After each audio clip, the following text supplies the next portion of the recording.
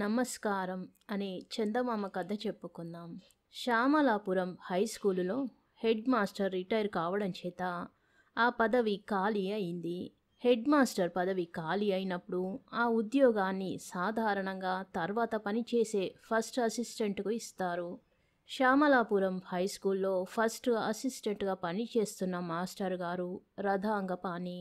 రథాంగపాణి guarantee పిల్లలందరికీ భయం, భక్తిను. ఆయన పాఠం బాగా చెప్పగలడు. మధ్య మధ్య తమాషాగా నవ్వించగలడు. అల్లరి చేస్తున్న వాళ్ళని, పాఠం వినకుండా కునికిపాట్లు పడే వాళ్ళని ఒక కంట కనిపెడుతూ తమాషాగా ఏడ్పించనుగలడు. ఆయనంటే పిల్లలకే కాదు, మాస్టర్లందరికీ కూడా చాలా గౌరవం. వారంతా కూడా రథాంగపాణి గారికే హెడ్ మాస్టరీ ఉద్యోగం అవుతుందనుకున్నారు. అవ్వటంతోనే ఒక టీ పార్టీ కూడా చేద్దామని ముందుగానే చందాలు వేసుకున్నారు. అయితే రథాంగపాణి గారికి హెడ్ మాస్టరీకి రాలేదు. ఆయన తర్వాత మాస్టర్కి లేదు. మొదటి 10 మందిని తప్పించి 11వ వాడైన సన్యాసిరాజుని హెడ్ మాస్టర్గా వేశారు. ఈ సంగతి తెలిసి మాస్టర్లందరూ అన్యాయం అన్యాయం అన్నారు లోపలనే. పైన 10 మంది మాస్టర్లుండగా 11వ వాడైన సన్యాసిరాజుకి ఉద్యోగం రావడానికి కారణం ఉద్యోగం ఇచ్చే అధికారికి అతడు మేనకోడలి భర్తకు పినతండ్రి కొడుకు కావడమే. అధికారి ఈ కారణం చెప్పకుండా హెడ్ మాస్టర్కి ఉండవలసిన విగ్రహ పుష్టి ఉంది సన్యాసిరాజుకి. అతడు చురుకైనవాడు. మీరంతా ముసలివాళ్ళు అన్నాడు. మేమంతా సర్వీసు ఉన్నవాళ్ళం, అతని కంటే పెద్దవాళ్ళమే కానీ ముసలివాళ్ళం కామండి అని ఆ మాస్టర్లు గోలపెట్టారు. కానీ వినేవాళ్ళెవరు? సూటు బూటు వేసుకువచ్చి సన్యాసిరాజు హెడ్ మాస్టరీ కుర్చీలో కూర్చున్నాడు. సన్యాసిరాజు అదృష్టవంతుడే కానీ బుద్ధిమంతుడు కాలేకపోయాడు. అంతవరకు తన పైన ఉన్న ఆ 10 మంది మాస్టర్లనైనా అతగాడు కాస్త మర్యాదగా చూడవలసింది. కొన్నాళ్ల పాటు కొంచెం తెలివిగా మసలుకోవలసింది. మసలుకున్నాడు కాడు. మాస్టరు రాధాంగపానికి ఇస్తామన్న టీ పార్టీ తనకి ఇచ్చారు కాదన్న కోపంతో అతడు అధికారం చెలాయించసాగాడు. మీరు సరిగ్గా వేళకి రావడం లేదు, మీ క్లాస్లో గొడవ ఎక్కువగా ఉంది, మీరు సరిగ్గా పాఠాలు చెప్పడం లేదు అంటూ ఒక్కొక్కరిని సతాయించడం మొదలెట్టాడు. అంతటితో ఊరుకున్నా తీరిపోను. వాళ్ళ క్లాసుల్లోకి వెళ్ళి ఆజమాయిషీ చేసేవాడు.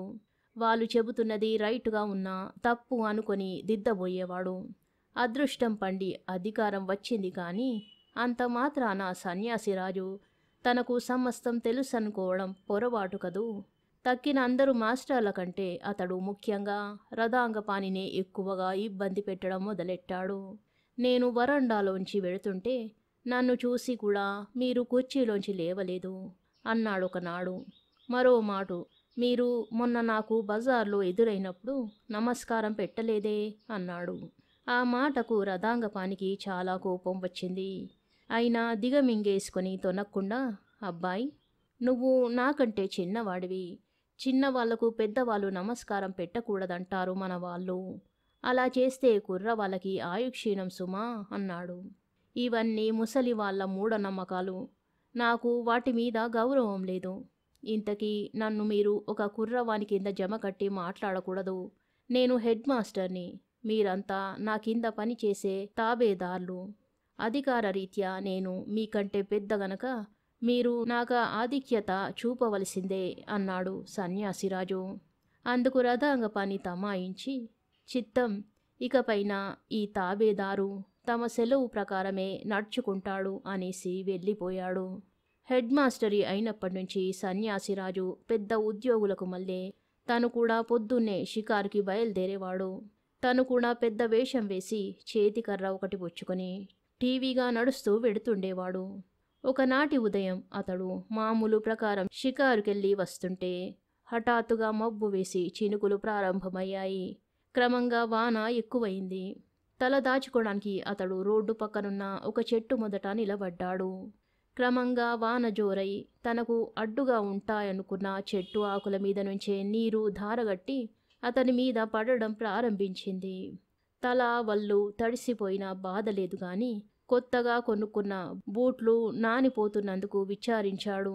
వెంటనే బూట్లు విప్పేసి ఎడంచేత్తో పట్టుకొని రోడ్డు అవతల పొలంలో ఒక 100 గజాల దూరాన్ని పాక ఉంటే దానిలోకి చేరుకుందామని పరిగెత్తనారంభించాడు. దూరాన్నుంచి ఎవరో ఏమండోయ్ హెడ్ మాస్టర్ గారు అని పిలిచినట్టయింది. ఆగాడు.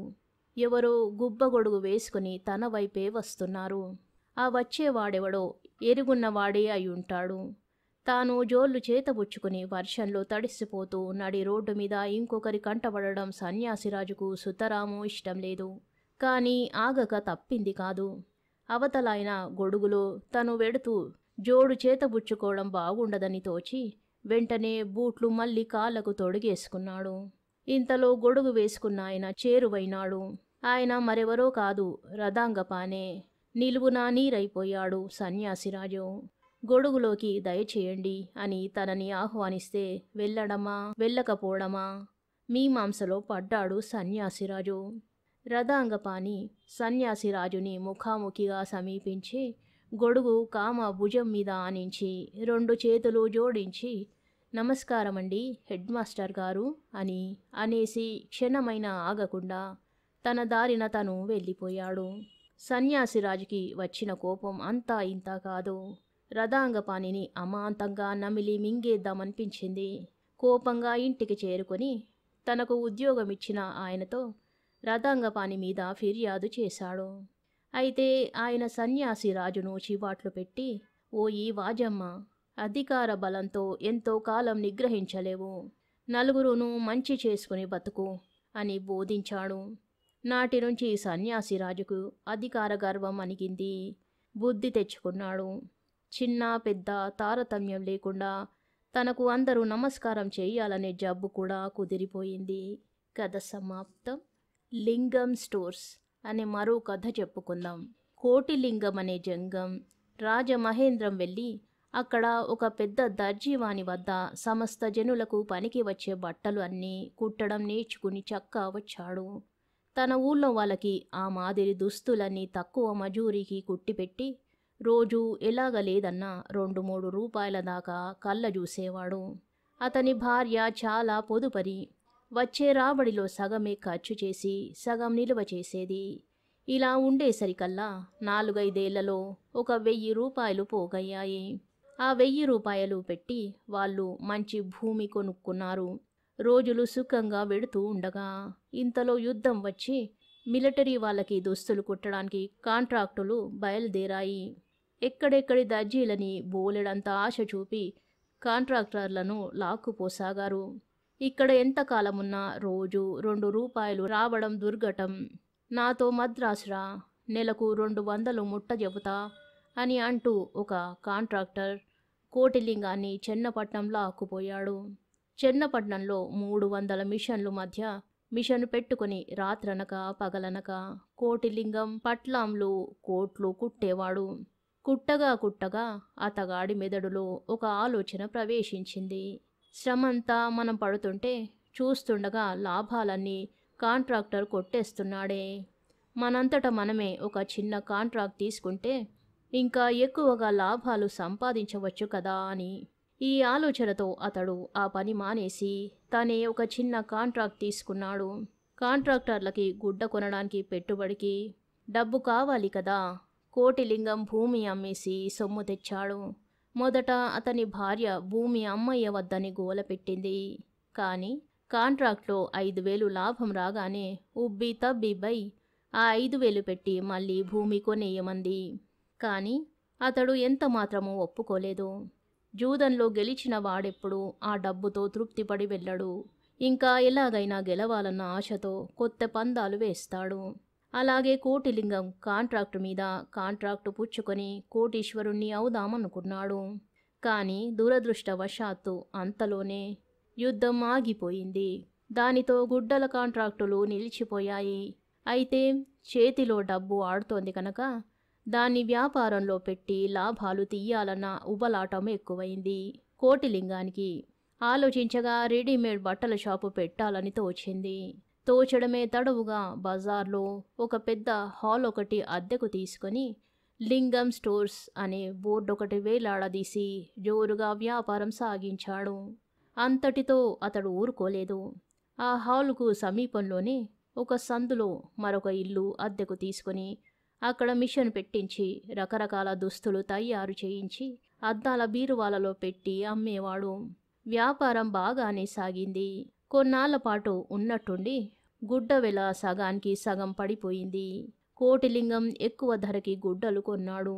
కుట్టుకూలి, కొట్టు అద్దె తన లాభం చేర్చి చీటీలపై ధరలు వేసి దుస్తులకు వేలాడగట్టి అమ్మ చూపేసరికి కొనడానికి వచ్చిన వాళ్ళు ఈ ధరలు పెడితే ఒకటికి 2 స్వరూపాలు వస్తాయే అని పెదవి విరిచి వెళ్ళిపోయేవారు. అతనికి అమ్ముడు పోయే దారి కనపడలేదు. పనివాళ్ళ జీతాలు అవి అప్పు చేసి ఇవ్వవలసి వచ్చింది. నష్టం రాకుండా బయటపడడం ఎలాగా అని కోటిలింగం శతవిధాలా ఆలోచించాడు. స్వరాజ్యం రాకపూర్వం మద్రాసులో గుమాస్తాలు కూడా సూట్లు వేసేవారు. స్వరాజ్యం వచ్చాక ఉద్యోగులు కూడా కొందరు సూట్లు మానేశారు. అందుచేత ఆ లింగం స్టోర్స్లో తక్కిన అన్నిటికన్నా సూట్లు మాత్రమే ఎక్కువగా మిగిలిపోయాయి.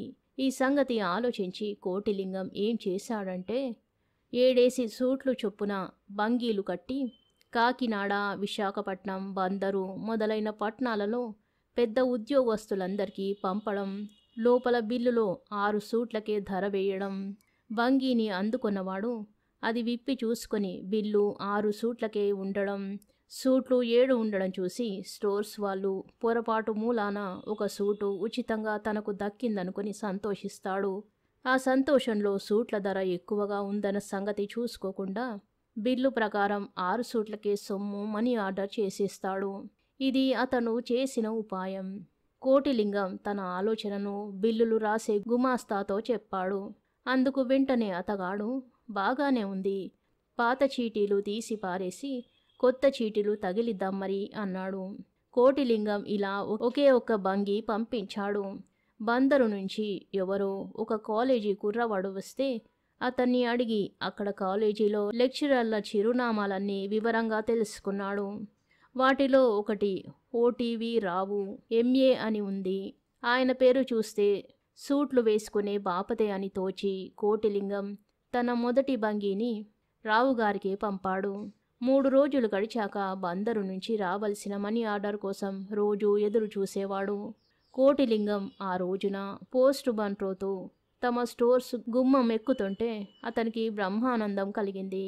మనీ ఆర్డరేనా ఏమిటి అని జవానుని ఆత్రంతో ప్రశ్నించాడు. అందుకు జవాను తడుముకోకుండా కాదు సార్, పార్సిల్ వచ్చింది అని అన్నాడు. ఆ ప్రొఫెసర్ పార్సిల్ తిరగగొట్టేసి ఉంటాడు అన్నాడు గుమాస్తా.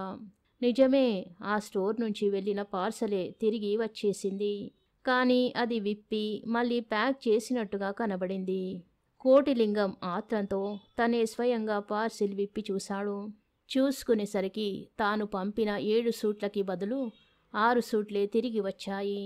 బంగీలో ఒక ఉత్తరం కూడా ఉంది.